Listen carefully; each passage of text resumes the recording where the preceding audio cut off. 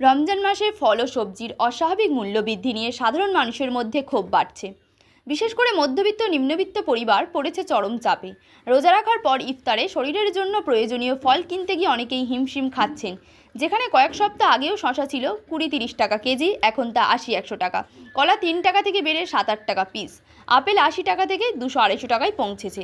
বাজার নিয়ন্ত্রণের দায়িত্ব রাজ্য সরকারের খাদ্য সরবরাহ দপ্তর এবং প্রশাসনের ওপর বর্তায়। অভিযোগ উঠছে, খুচরা বাজারের অভিযান হলেও বড় পাইকারি স্তরে কালোবাজারি নিয়ন্ত্রণে কঠোর পদক্ষেপের অভাব রয়েছে। অন্যদিকে পশ্চিমবঙ্গের বিভিন্ন বাজারে একই পণ্যের দাম তুলনামূলক বেশি।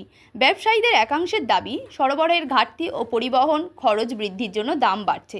তবে সাধারণ মানুষের প্রশ্ন, যদি সরবরাহ স্বাভাবিক থাকে তবে এই অস্বাভাবিক মূল্যবৃদ্ধি কেন? রমজান মাসে কালোবাজারি রুখতে কঠোর নজরদারি ও স্বচ্ছ বাজার নীতি প্রয়োগের দাবি উঠেছে। বলি, ফলের বাজার মূল্য যে রমজানের জন্য কি ঊর্ধ্বমুখী, খুব দাম বাড়া, কি মনে? ঊর্ধ্বমুখী এবং খুবই চড়া। তা রমজানের আগে কেমন দাম ছিল যদি একটু বলেন আপনারা? এই আপেলের কেমন কি মূল্য ছিল রমজানের আগে? রমজানের আগে যে আপেলের পেটি ছিল 2000, রমজানে সেই আপেলের পেটি হয়ে 3000। এছাড়া লেবু বা তরমুজের ক্ষেত্রে ওইভাবে চড়ে গেছে দাম। মানে এই বাজার মানে কি একদম উঠে গিয়েছে, তো সাধারণ মানুষের হাই হয়ে গেছে এবং মানুষ মাল কিনতে পারছে না। খুব বেচানা হয়েছিল প্রথম রমজানের দিকে, কিন্তু এখন আর মাল বাজার পুরো কি জন্য কিনতে পারছে না? দাম চড়ার কারণে, দাম বেশি হয়ে যাওয়ার কারণে।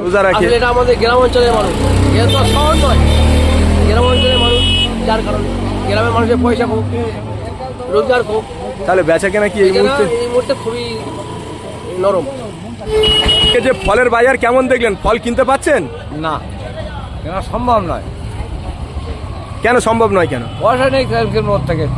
6 টাকা ইনকাম, 12 টাকা খরচ, আসবে কোথেকে? ফলের দাম কি মানে বাড়ার জন্য বলছেন নাকি ইনকাম নেই বলে বলছেন? আই ইনকাম তো কম, আর ফলের দাম বাড়া।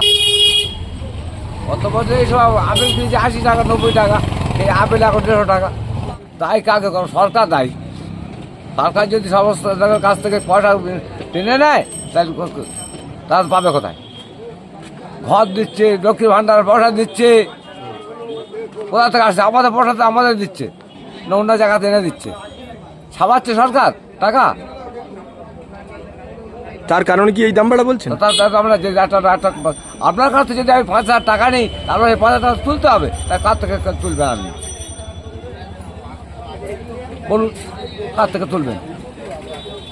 সাধারণ মানুষের উপর চাপ পড়ছে, দাম বাড়ছে, সেই জন্য দাম বাড়া। কি মনে হচ্ছে? ফলের দাম তো খুব ঊর্ধ্বমুখী অনেকেই বলছেন। এ বিষয়ে রমজান মাস মুসলমানরা রোজা করে, সারাদিন রোজা করার পরে মাগরিবের সময় ইফতার করে। ইফতারে প্রত্যেকটা মানুষ তাদের ফল প্রয়োজন হয়, আপেল, ডালিম, তরমুজ ইত্যাদি বিভিন্ন রকমের ফল প্রয়োজন হয়। কিন্তু বর্তমানে আমাদের বাজার যে হারে চলছে, এত দাম বেশি যে মানুষের একটা আপেল প্রয়োজন, সে মানুষ একটা আপেল কিনতে পারছে না। একটা বাড়িতে হয়তো 1 কিলো আপেল প্রয়োজন, সে বাড়িতে 2টো আপেল কিনে তারা ম্যানেজ করছে।